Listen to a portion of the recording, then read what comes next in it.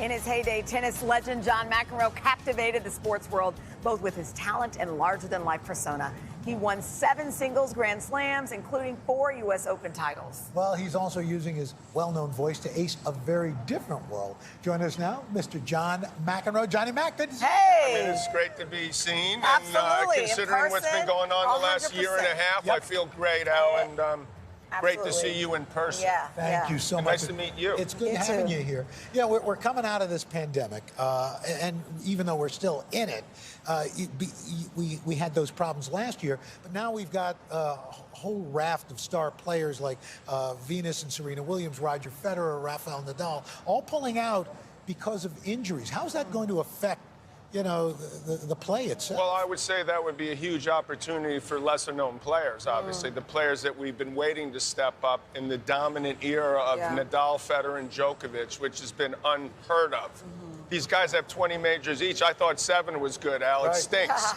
Okay, that's the bottom line. So, and Serena is obviously the greatest of all time, one of the greatest athletes ever, man or woman. So, but 40 in tennis, Al, as you may know, is about 70 in the real world. So the fact that they've done as well as they have for so long is amazing, but we had to expect at some point this was going to happen. And the good part for tennis fans is we have something that's very unusual maybe happening. Novak Djokovic is going for the Grand Slam, which means win all 4 of the big ones in 1 year, which hasn't been done since 1969 on the men's side. So this is a big moment for us, and see if some of these younger players can step up and stop them or not.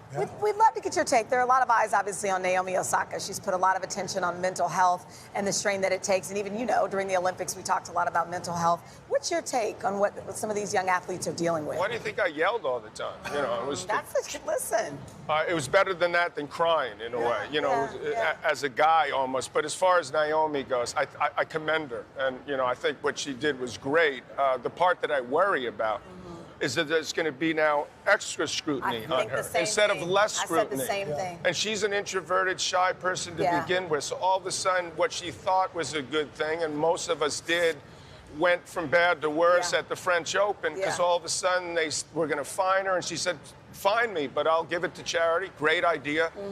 Then these tennis powers that beat said, well, maybe we're going to default her. Bad idea. You know, then she pulled out. Lose for tennis, lose for her. The pressure would mount, it appears. So I worry about that aspect of it, because she's the best hardcore player in the world. I mean, if she plays her best, she's going to win this tournament. Wow, that's coming from you, that means a lot. It really does. Now what I've always been an admirer of yours about is that you have morphed. Your career has gone from obviously star athlete to a broadcaster to a best-selling author, and now you're doing voiceover work.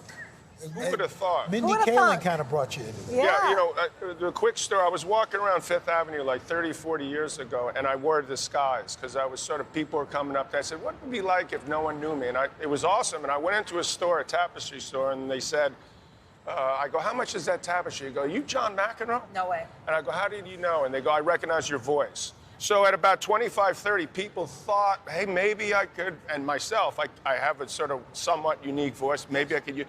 30 years later, fast forward, I met Mindy Kaling at a Vanity Fair Oscar party. What? We're coming in, I'm going in to take a photo, she's coming out, she goes, oh my God, I have this idea that you've been a narrator of a show I'm making for Netflix. And I'm like, yeah, right. You know, checks in the mail. you know, Al, you've been around this forever. 9 out of 10 things don't happen, but it actually did happen. Wow. And actually, God forbid, I'm the narrator for a young high school girl, Indian American girl, trying to deal with growing up, and I'm sort of like her alter ego or uncle, you know, and I'm thinking, how the hell did I get this? I'm wondering the same thing, but I believe in a weird way it's worked. And now you got a website with...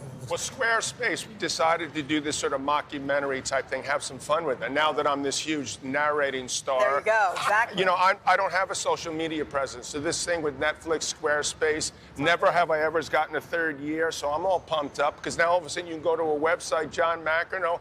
I may even, God forbid, have some type of social media at some stage now. Look out. So who knows where it's all headed, right? That's so You'll come back and talk to us about it? So great. I'll be back. What's tomorrow? Okay, we'll make a date. We're having a party. John McEnroe, always great to see you, my friend. Hey, thanks for watching our YouTube channel. Find your favorite recipes, celebrity interviews, uplifting stories, shop our favorite deals, and so much more with the Today app. Download it now.